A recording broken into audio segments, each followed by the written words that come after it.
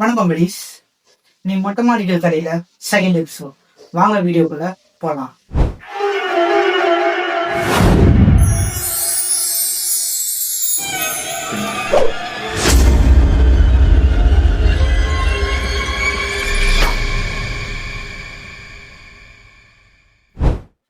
தமிழ்நாட்டில் அருகில் உள்ள காரைக்கால் பகுதியில் உள்ள அக்கரை வட்டம் என்ற ஊர்ல நடந்த அமானுஷத்தை இன்னைக்கு நம்ம வீடியோல பார்க்க போறோம். இந்த வீடியோல ஒன்லைன் ஸ்டோரி எப்படின்னா, 2 நபர்கள் ஒரு திருவிழாவை முடிச்சுட்டு ரிட்டர்ன் வரும்போது நடந்த அமானுஷத்தை நீங்க வீடியோல பார்க்க போறோம். காரைக்காலுக்கும் அக்கரை வட்டத்துக்கும் நடுவில் நடக்கிற இன்சிடென்ட் தான் இந்த ஸ்டோரியே. ஸோ கார்த்திக் அவனோட பாட்டி ஊருக்கு போயிட்டு கோயில் திருவிழா என்ஜாய் பண்ணான்னு சொல்லி ஃப்ரெண்ட்ஸோட சேர்ந்து பயங்கரமாக செலிப்ரேட் பண்ணுறாரு. ஸோ அந்த ஊர் திருவிழா முடிஞ்சோடனே அவன் ஃப்ரெண்டு ரூபன் கூட கிரிக்கெட் விளையாடுறது, நுங்கு வைக்கிறது, அந்த மாதிரி விஷயம்லாம் ஜாலியாகவே என்ஜாய் பண்ணுறாங்க. ஸோ என்ஜாய் பண்ணி முடிச்சுட்டு கார்த்தியும் சரி ஓகே நான் ஊருக்கே போகிறேன் அப்படின்னு சொல்லி எல்லாமே பேக்கப் பண்ணிட்டு கிளம்பும்போது அவனை பக்கத்து ஊர் ஃப்ரெண்ட்ஸ் அவங்க மச்சான் என்னடா எங்கள் ஊர் திருவிழாவும் நடக்குது, ஸோ அதுவும் பார்த்துட்டு போங்கடா. ஏன்னா அந்த ஊரை சுற்றி நிறைய கோயிலுங்க, அந்த ஊர்லேயே நிறைய விசேஷங்கள் தான் நிறைய நடக்கும். ஸோ அதனால அவங்க ஃப்ரெண்ட்ஸும் என்ன சொல்கிறாங்க, வா மச்சான் என் ஊருக்கும் வா, கோயில் திருவிழா என்ஜாய் பண்ணிட்டு போவோம், நிறைய விஷயம் நடக்கும், நிறைய செலிப்ரேட் பண்ணலாம் அப்படின்னு சொல்லி அவங்க ஃப்ரெண்ட்ஸும் இவங்க ரூபனையும் கார்த்தியும் கூட்டின்னு போகிறாங்க. கோயிலுக்கு வந்த கிஷோர், மனோஜ் அந்த 5 பேரும் ஃப்ரெண்ட்ஸ் சேர்ந்து ஒரு நல்லபடியே சாமியெல்லாம் கும்பிட்டுட்டு நைட்டு ஒரு 11-12 வாக்குல அந்த நாடகம்லாம் அவங்களுக்கு போர் அடிச்சிருக்க காரணத்தினால மனோஜ் என்ன சொல்றாரு, இதோட இங்க இருந்து ஒரு 7 கிலோமீட்டர் தானே வரோம் எங்க ஊரு, அங்க போனா நல்லா ஒரு இப்படி டான்சிங் அந்த மாதிரி எல்லாம் இருக்கும், அந்த வில்லேஜ் நம்ம போலாம்னு தான் சொல்றாரு. கார்த்தி அவங்க ஃப்ரெண்ட்ஸ் எல்லாம் என்ன சொல்றாங்க, அவங்களுக்கு புரியுதா இல்லையாடா, அந்த ஊரு கொஞ்சம் நைட் ஆனா கொஞ்சம் அமானுஷமா ஆக்டிவிட்டிஸ் எல்லாம் நடக்கும், அதனால ஊருக்காரங்களே அந்த 7 கிலோமீட்டர் அந்த ரோட்ல போக மாட்டாங்க, நம்ம எப்படி ஒருத்தர் நம்மளுக்கு எதனா நடந்துருச்சுலான்னு சொல்றாரு.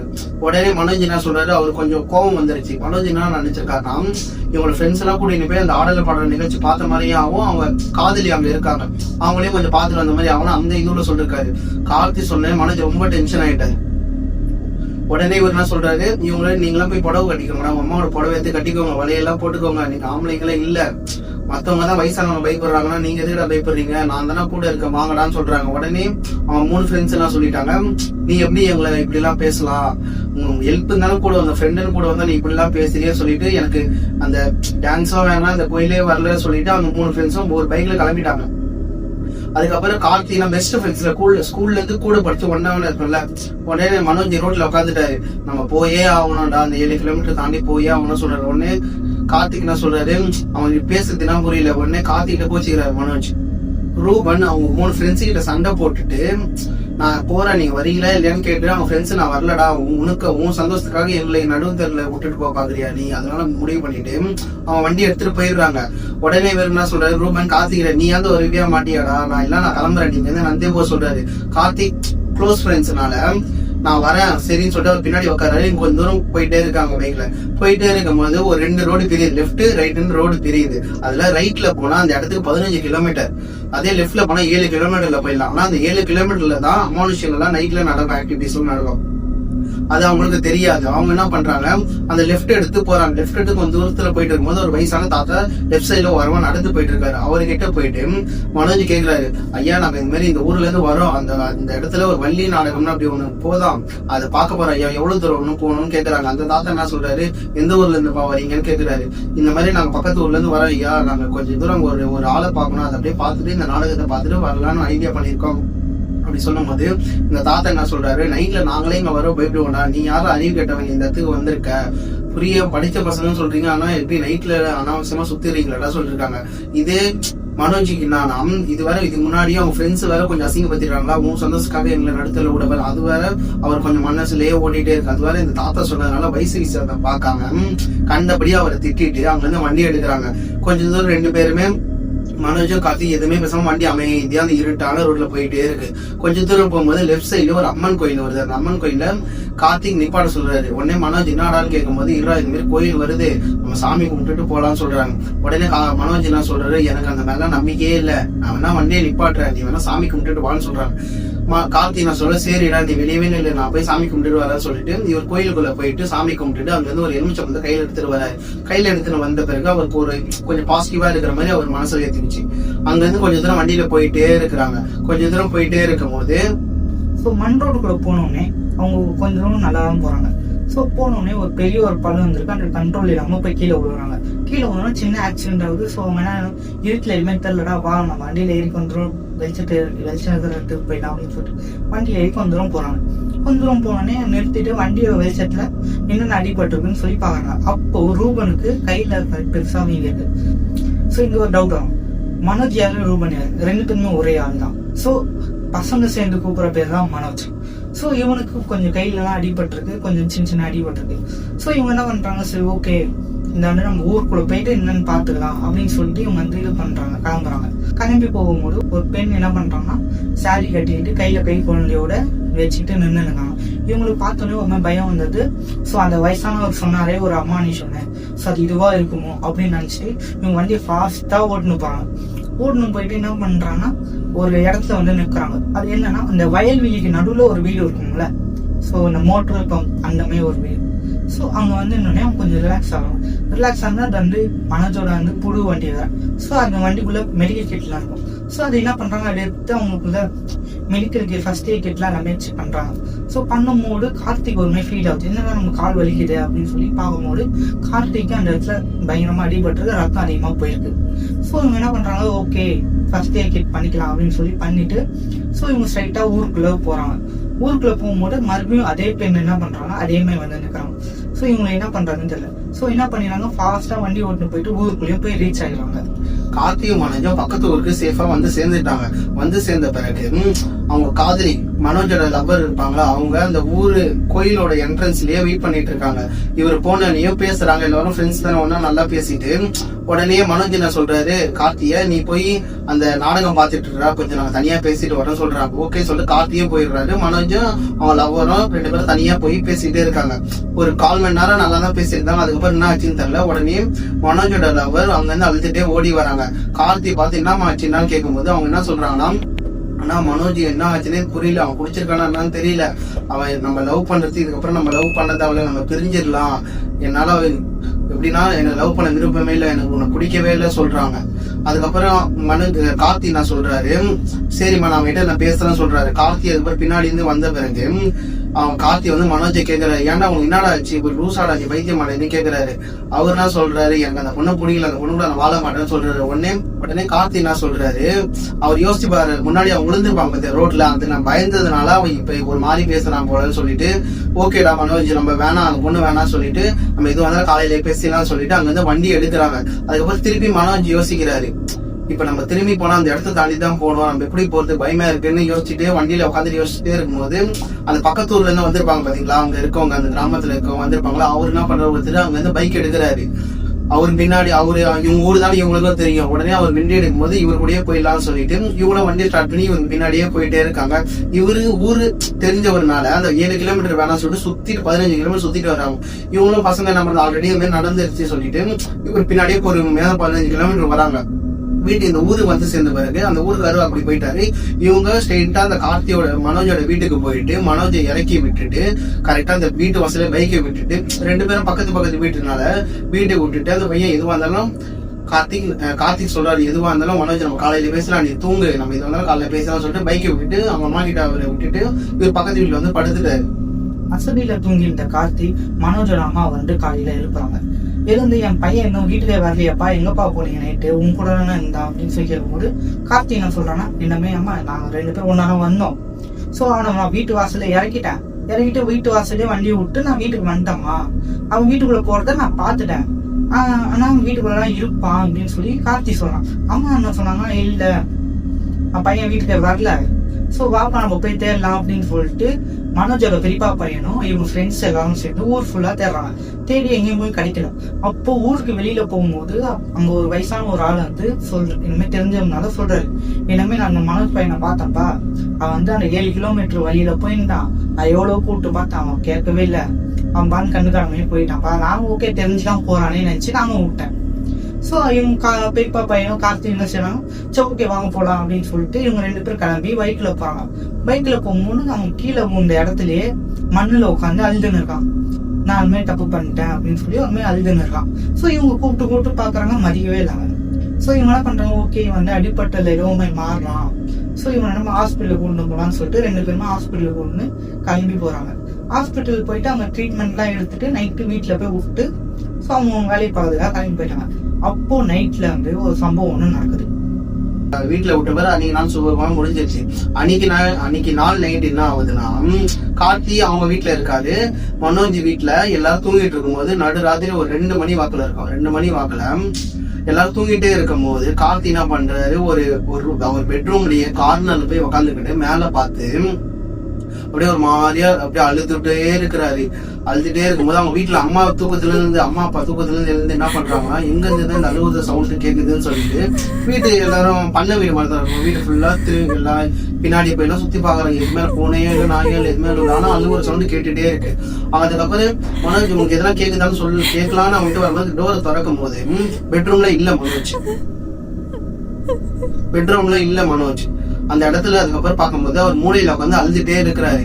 என்னடா இருட்டுல வந்து என்னடா ஆச்சுன்னா, அவங்க அம்மா லைட் போட போகும்போது உடனே கொஞ்சம் ஒரு பெண்ணோட குரல், ஒரு தோரலையோ ஒரு பெண்ணோட ரக்கடா அந்த ஒரு குரல், பெண்ணோட குரல்ல லைட்டை போடாத அப்படின்னு ஒரு சவுண்ட் வருது.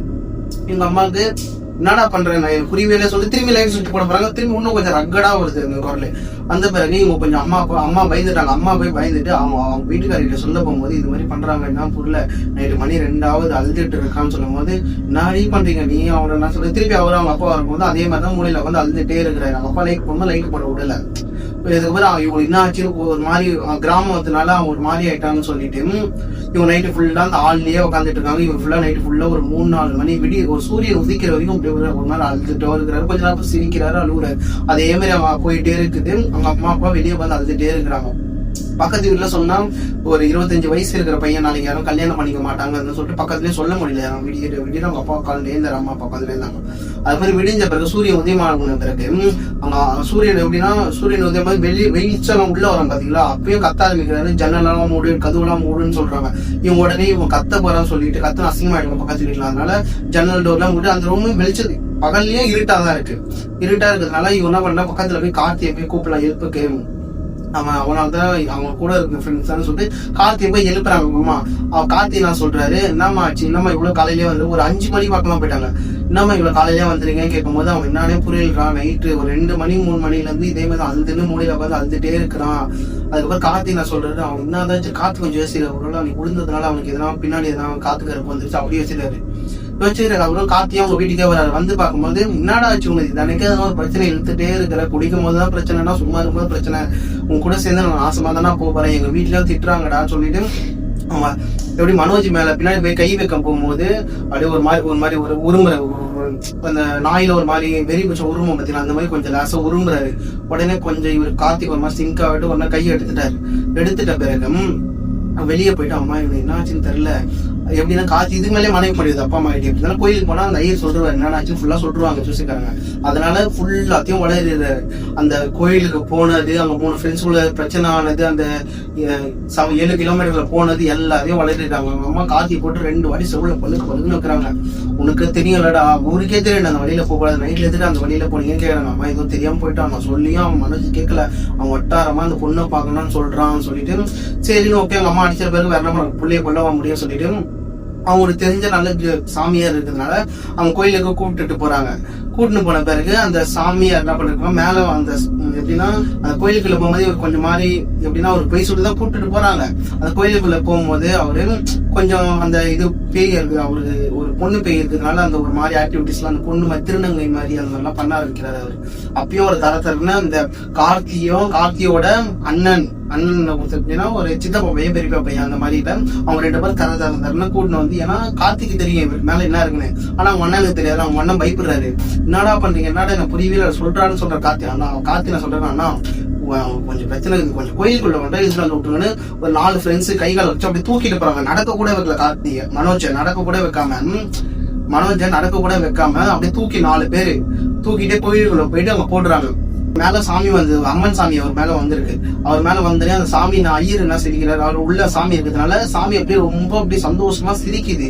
என்னன்னு பார்த்தா சாமி அப்படியே சொல்லுது, ஐயர் வாயில இந்த சாமியே சொல்லுது என்னன்னா, என்ன நைட்ல நீங்க அலாட்சியம் பத்துனீங்களேடா, என்னை கும்பிட்டுட்டு போனேன் எவ்வளவு சொன்னா அவன், என்ன வேணாம் என்ன சாமி நம்பிக்கையே இல்லைன்னு இப்படி போனேன். இப்ப அங்க சுத்தி இங்க சுத்தி லாஸ்ட்ல என்கிட்ட தான் வந்திருக்க. உடனே அவங்க அம்மா என்ன சொல்றாங்க, அம்மா அவனுக்கு தெரியாம பண்ணிட்டாமா, எப்படியாவது என் புள்ளைய காப்பாத்துமான்னு சொல்றாங்க. உடனே சாமி அவங்க என்ன சொல்றாங்க, அந்த பக்கத்துல இருக்கவங்க, அவன் எவ்வளவு வந்தாலும் என் பையன், அவன் இந்த கோயில் எல்லைக்குள்ள வந்தா எல்லாமே என் பிள்ளைகள் தான், எப்படியாவது நான் அவனை காப்பாத்திருவேன் அப்படின்னு சொல்றாங்க. ஸோ பூஜை நடக்கும்போது என்ன பண்றாங்கன்னா, ஸோ அந்த ஐயர் வந்து கேட்கறாரு, நீ எப்படிடா இந்த பையனுக்குள்ள பூந்த, ஸோ இந்த பையனை ஏன் இப்படி ஆட்டி இது பண்ற, பசியும் படுத்தி இந்த மாதிரி பண்ற அப்படின்னு சொல்லி கேட்கும்போது அந்த பேய் வந்து எதுவுமே சொல்லல. ஸோ சாமியார் என்ன பண்றாரு, சாமியோட கழுத்துல இருக்கிற எஞ்ச மலையை எடுத்து ஸோ அந்த எஞ்ச பழத்துல சாரை புழிஞ்சி அந்த பேய் மலையை தெளிக்கிறாங்க. ஸோ அப்போ தெளிக்கும் போது இந்த மாதிரி அந்த பொண்ணோட பேய் வந்து கதறுது, என்னை விட்டுருங்க, எனக்கு ரொம்ப எரியுது, எனக்கு தாங்க முடியல அப்படின்னு சொல்லி இந்த மாதிரி கத்துது பேய். ஓகேங்களா? கத்தும் போது என்ன பண்றாங்கன்னா கேக்குறாங்க, இனிமே நீ வந்து எதுக்கு இவன் உடம்புல பூண்ட, நீ எப்படி இறந்த அப்படின்னு சொல்லி கேட்கறாங்க.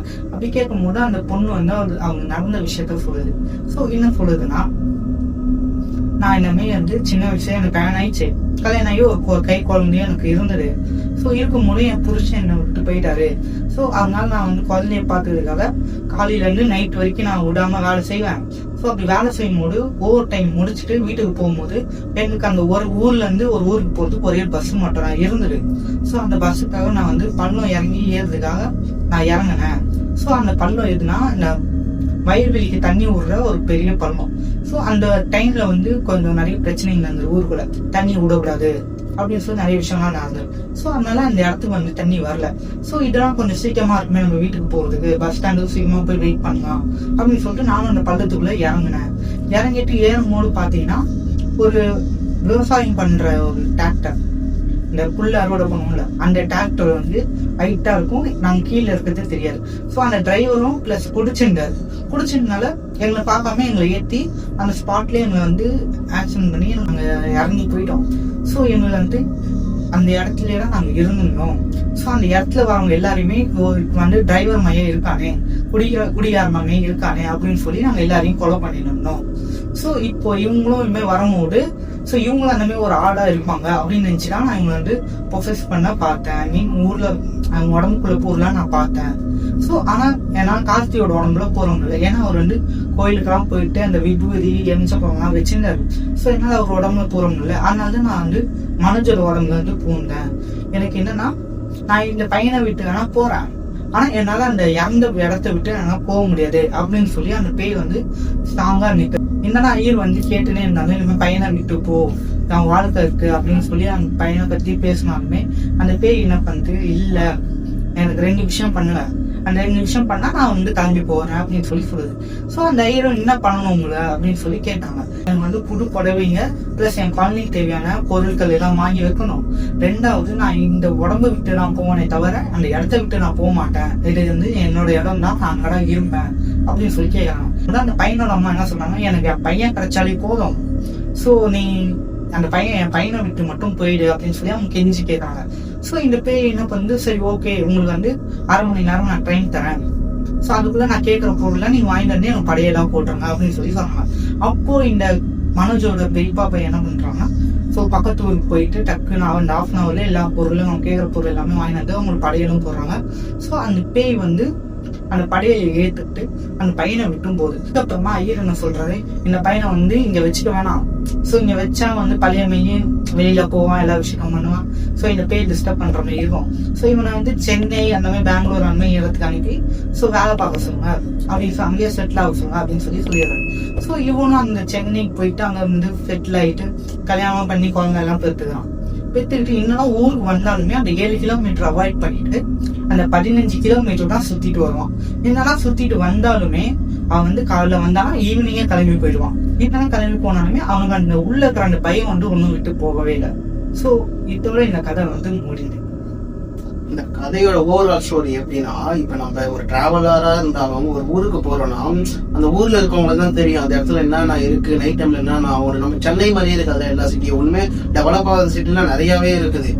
அதனால எப்படின்னா ஒரு இடத்துக்கு போறோம்னா அந்த இடத்துக்கு நைட்ல போக கூடாது சொன்னா நைட்ல போக தேவை, நம்ம ஒரு த்ரில்லுக்காக நைட்ல போறோம், அதனாலதான் இப்ப இவ்வளவு பிரச்சனையே வருது. போதுமான அளவு நம்ம பகல்லே ஃபுல்லா டிராவல் பண்ணுவோம். ஸோ என்னன்னா பெரியவங்க பேச்சை நம்ம கேட்போம், கேட்டு நம்ம அதுக்கேற்ற மாதிரி நடந்துப்போம். ஓகேங்களா? இந்த ஸ்டோரியோட ஒன்லைனே அதுதான், சொல்ற பேச்சை கேட்கணும். ஓகேங்களா? ஸோ நெக்ஸ்ட் இன்னொரு வீடியோல வந்து பாக்குறேன். பாய்.